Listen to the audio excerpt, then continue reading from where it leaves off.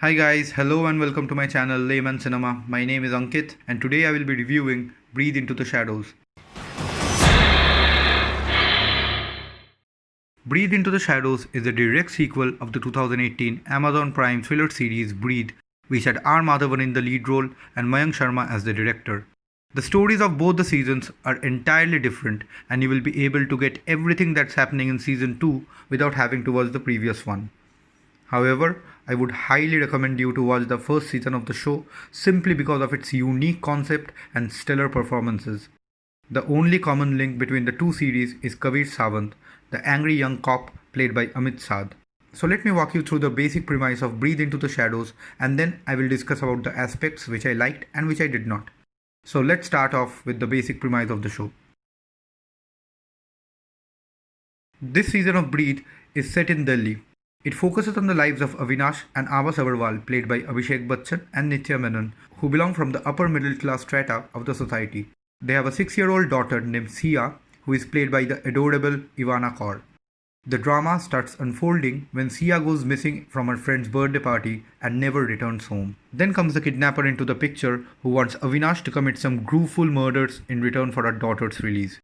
Hence starts the moral turmoil of our protagonist Avinash, and at this point, the director starts setting up his pieces. The show mainly focuses around how far this family goes into the realms of crime to fetch back their daughter. So let's start with the aspects which I like the most about this show. Let's start with the pros. The performances. First of all, those who think Abhishek Bachchan is not a good actor, it's high time for them to reconsider their opinion about him. Having said that, the best thing in the show is not only Smallby's performance but the overall cast performance as a whole. Each and every supporting character does justice to their roles. I would like to highlight the performance of Hrishikesh Joshi, who plays the funny and quirky Mumbai cop Prakash Kamble.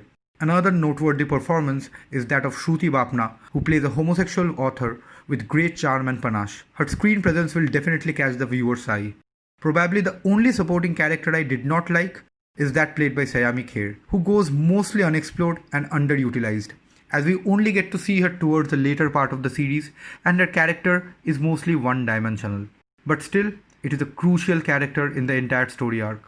The character of Meghna is played by Plobita Borthakur with great vigor and gives us some light-hearted moments in this otherwise dark show.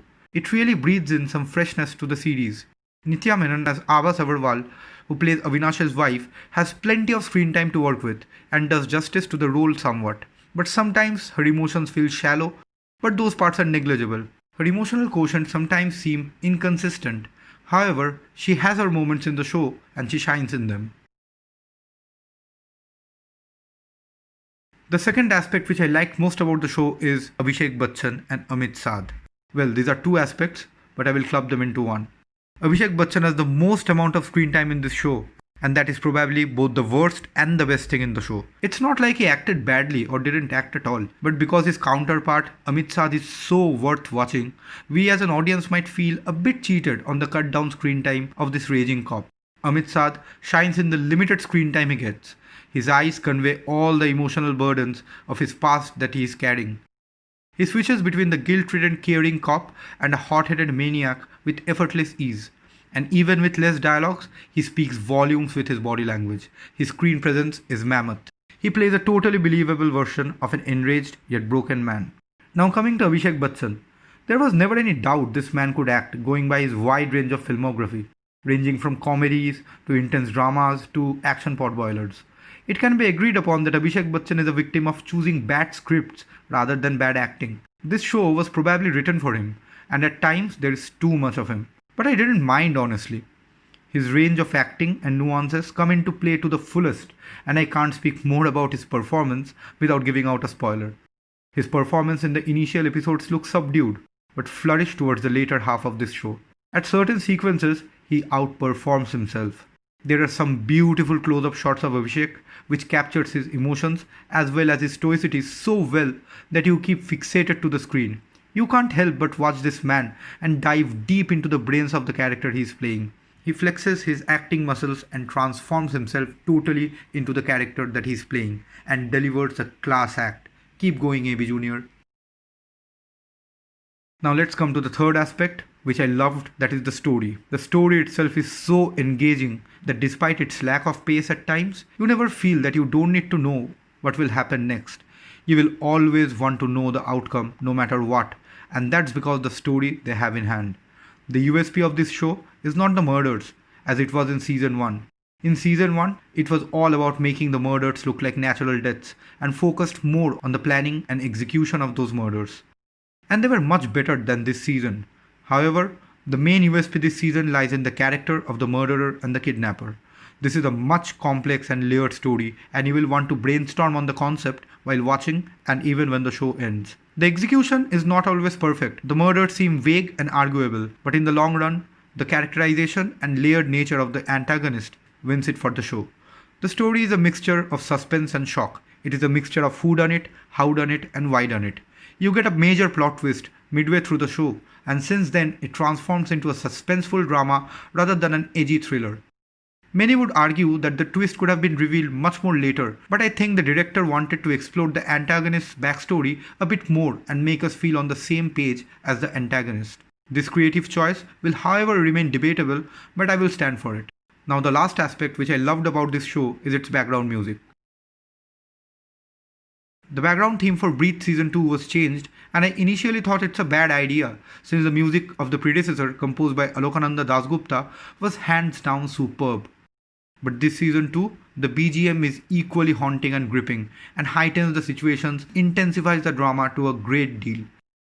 Composer Karan Kulkarni does a fine job.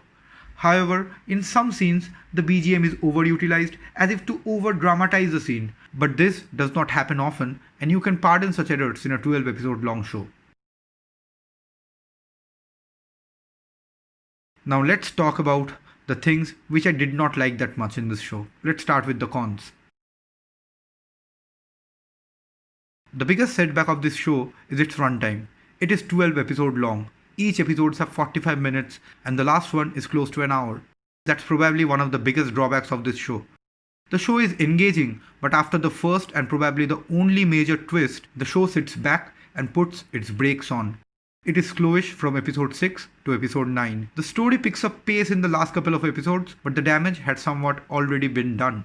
There are lengthy takes, shots that should have been left out in the editor's junk. The editing and pacing could have been much better towards the second half. Initially too, the show takes its time to set up, but once it does, you will be thoroughly engaged. The problem with the later part of the show is that the audience will want things to go skyrocketing once the twist is revealed, but the opposite happens. The director takes his time to mount on the climax. The show could have been easily wrapped up in about 8 to 10 episodes. The second thing which I did not love that much is the cinematography. Except a few shots, mostly character close-ups and a thrilling escape sequence, the cinematography looks ordinary and at best decent. Some close-up camera work is really impressive, but they are too little too less. Now coming to the screenplay. The screenplay could have been much crisper and some scenes could have been definitely left out. The supporting characters. Now here I will be talking about the supporting characters and not the supporting cast. The supporting cast did a splendid job, but I have a problem with the characters. Despite of some noteworthy performances, they doesn't have their own vivid backstory or subplots. They only remain as side characters throughout the entirety of the show and are used as mere props in the overarching narrative rather than having their own character arcs. Now let's come to the verdict. Breathe Season 2 lacks in the edginess of Season 1, but scores on the complexity of the characters and the overall plot. There are loopholes, but every thriller has some. Some writing is definitely off the mark, but the performances covered them up. If not highly recommended, this will still be a good enough recommendation for the Indian audience who are just starting to be newly exposed to psychological thrillers. We should always remember one thing: they didn't make Memento in a day. Imperfections will eventually lead to perfection in the future. A very brave and a very watchable attempt. So that's all for today, guys. I do hope you like my video. Please let me know in the comment section if you like this series, and also let me know if you like my review. If you have made it so far till the end of this video, then please like, comment and subscribe to my channel. Like my video, share it as much as you can. It's a new channel and it will be needing all your support to grow and prosper. Thank you guys. Thanks for watching the video. Goodbye. See you next time.